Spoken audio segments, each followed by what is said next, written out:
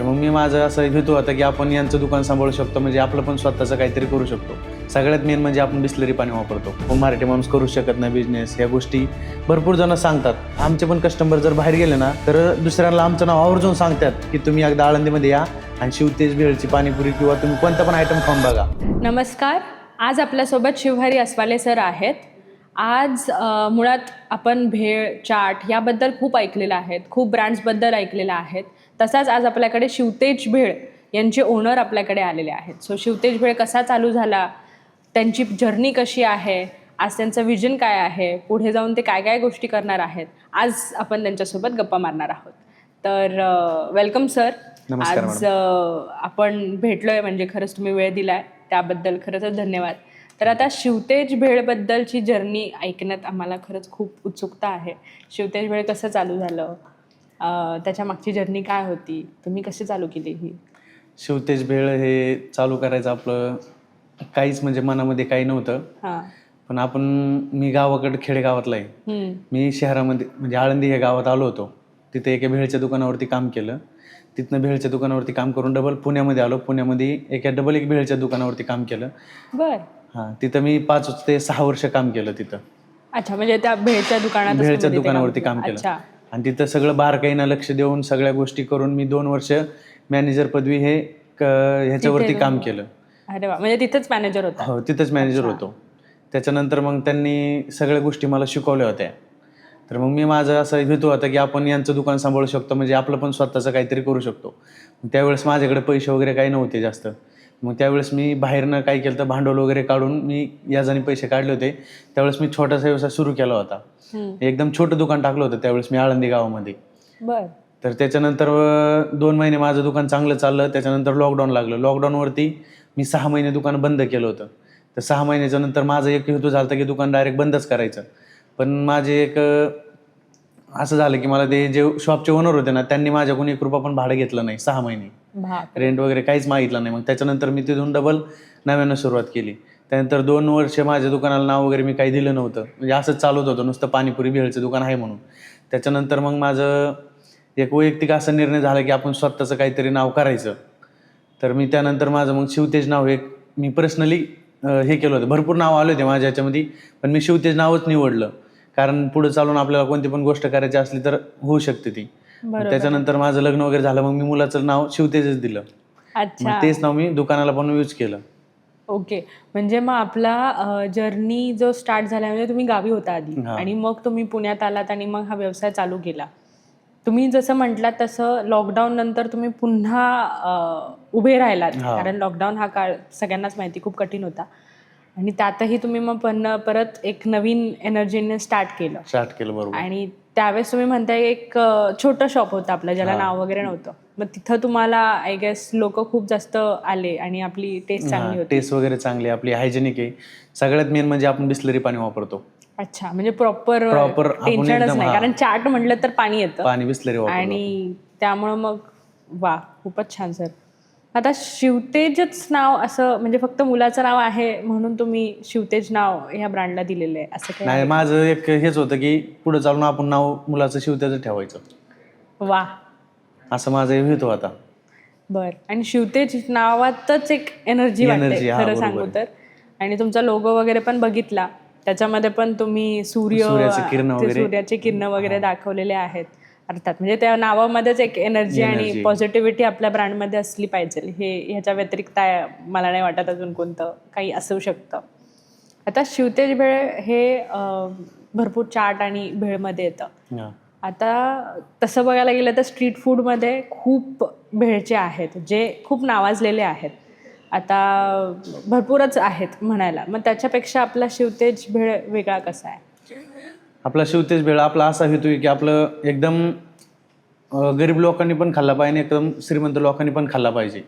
त्याच्यामुळे आपलं हायजेनिक ठेवलेलं आपण. त्याच्यानंतर मटेरियल A1 क्वालिटीचं वापरतो सगळं. पुण्यामध्ये जसं मटेरियल भेटतं ना, ते मटेरियल जे मोठे मोठे ब्रँड वापरतात तेच मटेरियल आपण स्वतः वापरतो. आणि लोकांपेक्षा आपले रेट कमी आहेत, म्हणजे एकदम क्वालिटी सगळे लोक खाऊ शकतात. लहान मुलापासून एकदम म्हाताऱ्या माणसापर्यंत सगळेजण खाऊ शकतात आपलं. वा, म्हणून मग आपल्याकडे लोक जास्त हरकत नाही. वा. आणि टेस्ट मध्ये जर तुम्ही म्हटलात की क्वालिटी खूप छान आहे, तर क्वालिटी तुम्ही मेंटेन कशी करता? क्वालिटी मेंटेन करायला आपण सगळं एकच मटेरियल वापरतो.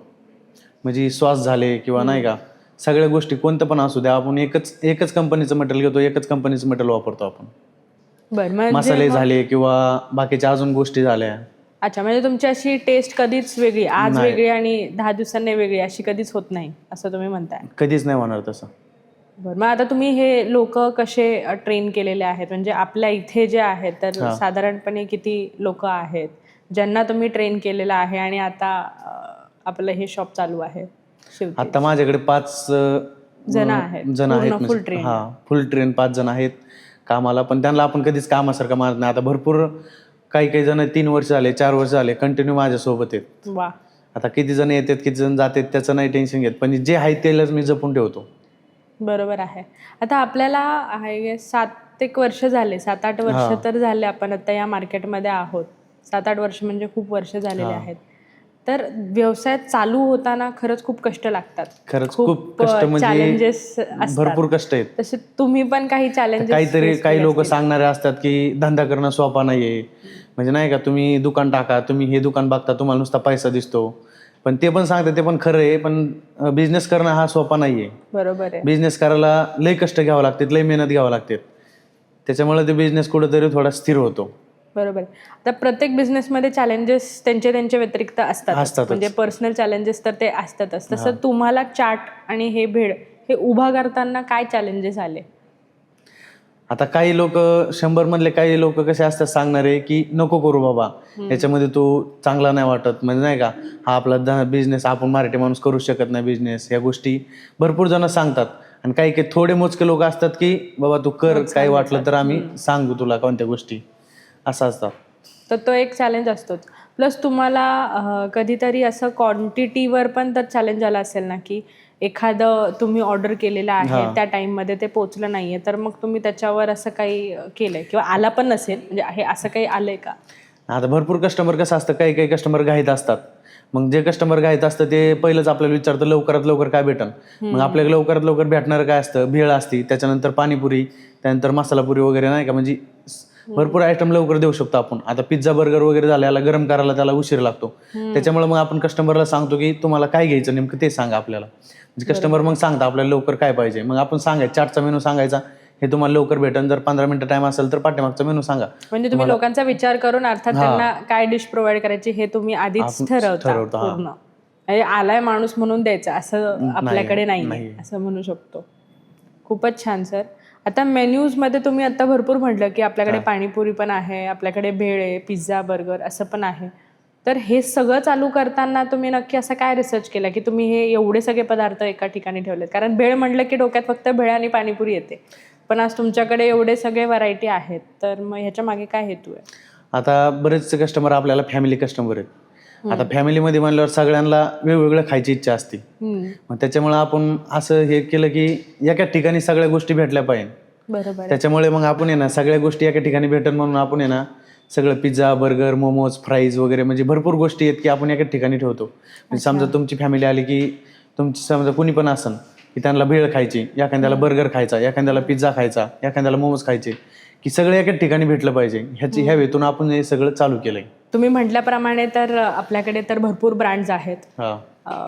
आज पाणीपुरी तर उद्या पिझ्झा तर उद्या बर्गर, असे आपल्याकडे रिपीट कस्टमर्स तर असतीलच, नो डाऊट. भरपूर आहेत. तर हे कस्टमर्स आपल्याकडे पुन्हा पुन्हा यावे यासाठी तुम्ही काय करता? हे कस्टमर पुन्हा पुन्हा यावं म्हणून आपण कस्टमरचं बोलणं, कस्टमर सोबत जे बोलतो त्यांचं रिलेशन, तर कस्टमर आपल्याकडे आला की असं वाटलं नाही पाहिजे की त्याला आपण लोकांच्या दुकानात आलो. म्हणजे कस्टमरला एकदम आपुलकीपणा दावतो आपण की कस्टमर आपलाच आहे. त्याच्यानंतर सर्व्हिस आपली एकदम, सर्व्हिस पण फास्ट देतो आपण. त्याच्यानंतर आपली क्वालिटी आणि हायजेनिक, आपण हायजेनिक एवढं ठेवतो ना दुकानामध्ये की त्यामुळे कस्टमर आपल्याला रिपीट आहे. बरोबर आहे.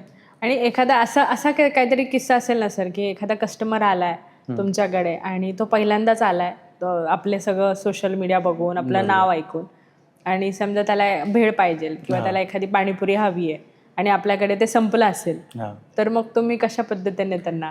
मग त्यांना सांगतो की बाबा हे मटेरियल संपलंय, मग दुसरं काहीतरी देऊ का तुम्हाला, ही कोणती गोष्ट पाहिजे तुम्हाला, हे नाही हे खाऊन बघा, हे पण चांगलं आहे. म्हणजे कस्टमर रिटर्न नाही गेला पाहिजे, त्यासाठी आम्ही त्यांना आहे ना दुसरं सर्च करतोच, काही किंवा आहे ना, म्हणजे त्यांना खाऊ घालतोच, म्हणजे कस्टमर पाठीमागे जाऊन देत नाही. एखादा असा किस्सा आहे का सर? आता 7 वर्ष झाले आपल्याला ह्या मार्केटमध्ये, तर तुम्हाला भरपूरच अनुभव असतील, पण एखादा असा किस्सा ज्याच्यात तुम्हाला कस्टमरने एखादा रिव्ह्यू दिलेला आहे ज्याने तुम्हाला फार आनंद झालेला आहे, असा एखादा किस्सा काही सांगू शकाल का? म्हणजे कस्टमर आता सांगताना सगळे कस्टमर कसे सगळे सारखे सांगत नसतात. आता काय काय कस्टमर सगळीकडे कोणी एक हे नाही, एकाची जीभ नाही, सगळीकडे प्रत्येक कस्टमर सगळं आपापल्या एरियामध्ये प्रत्येक ठिकाणी खातं. मग कोणी कस्टमर सांगतं की बाबा तुम्ही ह्या ठिकाणी खाऊन बघा, इडली पण चव भारी आहे, त्या ठिकाणी खाऊन बघा.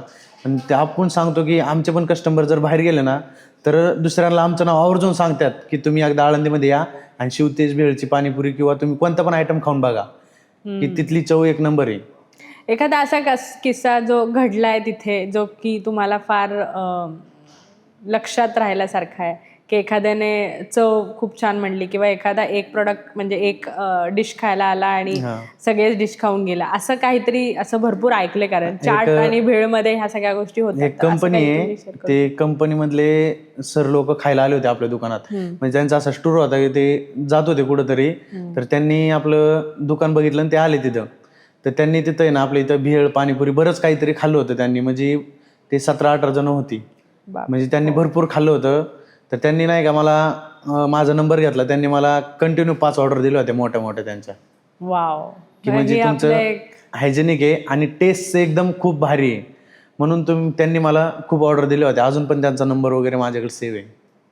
वा, म्हणजे ही एक अशी विक्ट्रीवाला आपल्याला, हे म्हणजे माझ्या जीवनातला पहिलाच अनुभव आहे हा, की कस्टमर आलं त्यांनी खाऊन मला ऑर्डर दिली. त्याच्यानंतर म्हणजे अजून पण आपण भरपूर ऑर्डर वगैरे घेतो, लग्नाच्या पार्टीच्या, म्हणजे कोणतं पण असो फंक्शन वगैरे नाही का, बर्थडे, सगळ्या ऑर्डर घेतो आपण. अच्छा, म्हणजे ऑर्डर पण आपण सगळे हे जे आहेत त्याच्याबद्दल हे पण घेतो आणि मग आपलं काउंटर पण आहे. वा, म्हणजे मग लहान मुलांचा वाढदिवस झाला काय आणि तुम्ही मोठ्यांचे कार्यक्रम झाले काय, या सगळ्यांमध्ये आपलं सगळा ब्रँड उपस्थित असतो. आणि तुम्ही म्हटल्याप्रमाणे आपल्याकडे असे टेस्ट आहे जी की लहान मुलं पण खाऊ शकतात आणि मोठे माणसं पण खाऊ शकतात. म्हणजेच काही जळजळ होणं किंवा मसाले अशा पद्धतीने वापरणं ज्याच्याने त्रास होईल, हे अशा आपण काही वापरत नाही. असं काय वापरत नाही, त्यामुळे आपल्याकडे कस्टमर हायजेनिक जास्त आहे. अर्थातच खूप छान. कारण भेळ आणि पाणीपुरी म्हणले तर खरंच याला मरण नाहीये म्हणतो ना त्या ह्याच्यामध्ये. आणि पावसाळ्यात या, हिवाळ्यात या, उन्हाळ्यात या, तुम्ही कधी पण खावा, तुम्हाला कधीच काही त्रास होणार नाही त्याने. बरोबर आहे. आणि तुम्ही म्हटल्याप्रमाणे हायजीन आपलं चांगलं आहे, आपली क्वालिटी चांगल्यामुळं कस्टमर तर आपल्याकडे रिपीट होतोच. तर सर आता हायजीन आणि हे सगळं बघतोच आपण, क्वालिटी वगैरे तर आपल्याला सगळ्या गोष्टी माहिती आहेत. आता आपल्याकडे खूप आयटम्स आहेत, आपल्याकडे पिझ्झा पण आहे, बर्गर आहे, पाणीपुरी आहे, हे सगळ्या गोष्टी आहेत. तर ह्याचं रॉ मटेरियलचं मॅनेजमेंट कसं असतं, म्हणजे तुम्ही कसं मॅनेज करता हे? आपण सगळं स्वतः बनवतो आपण मटेरियल. अच्छा, म्हणजे आपणच स्वतःच मॅन्युफॅक्चरर आहोत? आपण स्वतः मॅन्युफॅक्चरर आहे. बर. मग आता कारण पिझ्झा बेस म्हटलं किंवा बर्गरची पॅटी म्हटलं तर ह्याला एक कालावधी असतो, त्याच्यानंतर मग ते एक्सपायर होतात. तर असं कसं आपण करताना ना, आपल्या कंपनीचा कॉन्टॅक्ट आहे. बर. त्या कंपनी सोबत आपलं ठराविक आहे की आपल्याला ह्याच क्वालिटीचं आपल्याला मटेरियल पाहिजे, हेच क्वालिटी आपल्याला दुसरीकडे आपल्याशिवाय गेली नाही पाहिजे. त्याच्यामुळे आपण त्या कालावधीमध्ये आपण तेवढ्या गोष्टी सर्व करतो आणि काही जर राहिलं मटेरियल तर आपण कंपनीला रिटर्न देतो. म्हणजे तशा गोष्टी आपल्याकडे राहतच नाही, आपण थोडंच मटेरियल मागवतो, जसं लागेल तसं. कंपनी पण आपल्याला पुढून जसं लागेल तसंच मटेरियल देते. ओके. पण मग आपलं जो वेंडर आहे, आपली कंपनी ती ठरलेली आहे, जे आपल्याला बर्गर आणि पिझ्झा बेसचे जे पॅटी आहेत ती ठरलेली कंपनी आपली. पाणीपुरी अजून आपल्या अशी काय वेगळी डिश आहे जी की खूपच आवडली आहे लोकांना, असं काही तुम्ही सांगू शकता का? सध्याच्या काळात तर आपली सगळ्यात भारी म्हणलं तर एक एसपीडीपी म्हणून आहे, त्याच्यानंतर क्रिस्पी शेवपुरी आहे. हे आपले एक जास्त प्रमाणात चालतात आपल्या चाटच्या आयटम मध्ये. अच्छा, कारण भेळ म्हटलं ना तर असं होतं की चला ते खायला तर खूपच छान वाटतं, बट त्याच्या बॅकग्राऊंड मधली जी जर्नी असते ती हिस्ट्री, कारण कोणाकडून पण मॅन्युफॅक्चर नाही करू शकत, टेस्ट बदलू नाही शकत, त्यामुळं साहजिकपणे तुम्हाला त्याच्यावर खूप लक्ष द्यावंच लागतं. म्हणून मग म्हटलं की कशी मॅन्युफॅक्चरिंग आहे आपली. आता आम्ही दुकानामध्ये जे करतो ना ते प्रत्येक मुलाला एक प्रमाण दिलेलं आहे म्हणजे ते आता नवीन जरी मुलगा आला तर आम्ही एक पॅकेट बनवलेलं आहे, ते पॅकेट फोडायचं आणि एकच पॅकेट एका भेळला टाकायचं. म्हणजे त्याच्यामुळे कस्टमरला क्वांटिटी पण तेवढीच जाते आणि क्वालिटी पण तशीच राहते, म्हणजे कोणत्या गोष्टीत कमी जास्त होत नाही. म्हणजे तुमचं हे SOP ठरलेले आहेत की कोणत्या पदार्थाला किती माप टाकायचं, ते सगळं हे एकदम सगळं बरोबर तुम्ही आहे. ठरवलंय आणि ह्याचं ट्रेनिंग तुम्ही ऑलरेडी आता स्टाफला दिलेलं आहे. खूप सुंदर सर, म्हणजे फारच छान. आता कारण मला शिवतेज म्हटलं ना तर मला हे खूप उत्सुकता होते की नक्की हा ब्रँड काय आहे, कधीपासून स्टार्ट झाला, कसं झाला, याबद्दल खरंच माहिती घ्यायची होती. आणि भेळ आणि चाट म्हटलं तर साहजिकपणे त्यांचा बॅकग्राऊंड खूप असतं, कारण आपल्याला दिसताना फक्त पाणीपुरी दिसते किंवा भेळ दिसतात, पण त्याच्यातले इन्ग्रेडियंट जर बघितले तर खूप सारे असतात. आणि ह्याचं मग मॅनेजमेंट पण तुम्ही म्हटल्याप्रमाणे सगळं आपल्याकडेच असतं म्हटल्यावर ते आय गेस ते जास्त सोपं जातं, आपल्याला असे वेंडर्सकडून नाही घ्यावे लागत. सो सर अजून एक फक्त मुद्दा होता. आता सगळ्या गोष्टी तर सांगितलेल्याच आहेत. असं म्हणतात कारण पावसाळा आला ना की खूप गोष्टी सादळतात, भेळ सादळते, पाणीपुरीच्या पुऱ्या सादळतात. मग ह्या टाईममध्ये तुम्ही कशा पद्धतीने करता? आता आपण आहे ना, आता बाहेर गेलो ना तुम्ही, लोक बघा डब्याने मटेरियल ठेवतात नाही का, असं टाकतात गलासाने वगैरे कोणत्या गोष्टी टाकतात, पण आपण तसं नाही करत. तुम्ही पावसाळा असू द्या, कोणता पण हे असू द्या, आपण आहे ना आपली भेळ वगैरे ना एकदम कुरकुरीतच लागते, कारण आपण पॅकेट बनवून ठेवतो भेळची, त्याच्यानंतर ती सादळत नाही, काही नाही. तुम्ही ऑनलाईन मागवा किंवा दुकानामध्ये जरी खाल्ली ना तरी सेमच लागेल तुम्हाला. कारण एकमेव कारण असतं पावसाळ्यात मग चाट काउंटरला कमी जातात, किंवा पावसाळ्यामध्ये नको बाबा चाट नको, सादळलेलं असतं, पाणी कसं असतं हे माहिती, असे काही भरपूर कस्टमर असतात. पण आता आपल्या इथं ना रेग्युलर कस्टमर आहेत, त्याच्यामुळे कस्टमर आवर्जून येतं. म्हणजे तुम्ही म्हणता पावसाळ्यात पण आपल्याकडे काय गर्दी कमी नाही झाली. पावसाळ्यामध्ये पण गर्दी कमी नसते, उन्हाळ्यामध्ये पण नसते आणि हिवाळ्यामध्ये पण नसते. कारण हा एक मेजर फॅक्टर राहतो, म्हणजे एक चॅलेंजिंग फॅक्टरच राहतो, कारण हे सादळलं की त्याची टेस्ट गेली, आणि सादळू नये यासाठी तुम्ही पॅकेट्स बनवून ठेवता असं तुम्ही म्हणता. मग त्याच्यामुळं तुम्हाला कधी हा प्रॉब्लेम फेस नाही झाला? आता काही कस्टमर असे आहेत की दुखा लागलं ना त्यांचं, म्हणजे दुखणं वगैरे आलं ना तरी पण ते तोंडाला चव नसली की आपल्या इथे येऊन खातात. एवढे म्हणजे हे आहेत की खायला हायजेनिक वगैरे, म्हणजे कस्टमरला माहिती आहे. वा, खूपच सुंदर सर. म्हणजे खरंच आता एवढं सगळं ऐकून असं वाटतं की एकदा तरी तुमच्याकडे यावं आणि नक्कीच शेवपुरी आणि क्रिस्पी जे तुमचे फोटे आहेत ते नक्कीच त्याचा स्वाद घ्यावा. आता भरपूर गप्पा झाल्या सर. मला शिवतेज काय आहे, आपलं काय काय पदार्थ आहेत, रादर आपलं हायजीन किती छान आहे, टेस्ट आपली मेंटेन्ड आहे, या सगळ्याच गोष्टी तुम्ही सांगितल्यात. सांगितलेले किस्से पण छान होते, नो डाऊट. अजून किस्से आपण ऐकूच एक पुढच्या पार्टमध्ये, आणि नक्कीच आम्ही पण खरंच खायला येऊ, कारण भरपूर गोष्टी झाल्यामुळे असं वाटतं की चला ठीक आहे आता आपणच त्याचा स्वाद घ्यावा. तर थँक्यू सो मच सर. मला तुम्ही ह्याबद्दल सगळी माहिती दिलेली आहे, तर खरंच धन्यवाद. आता आपण पार्ट 2मध्ये येणार आहोत. आज आपण सगळं शिवतेज भेळबद्दल ऐकलेलं आहे, सुरुवात कशी झाली, पदार्थ कोणते आहेत, कशा पद्धतीने मॅन्युफॅक्चर होतं, कशा पद्धतीने ते देतात लोकांना आणि लोकांचा प्रतिसाद किती चांगला आहे, याबद्दल आपण सगळी एक सविस्तर चर्चा केलेली आहे. आता आपण लवकरच पार्ट 2मध्ये फ्रँचायझीमध्ये आता शिवतेज भेळ उतरणार आहे, तर फ्रँचायझीबद्दल काय कल्पना आहेत आणि काय प्लॅनिंग आहेत याबद्दल आपण नेक्स्ट एपिसोडमध्ये बघूयात. Thank you so much.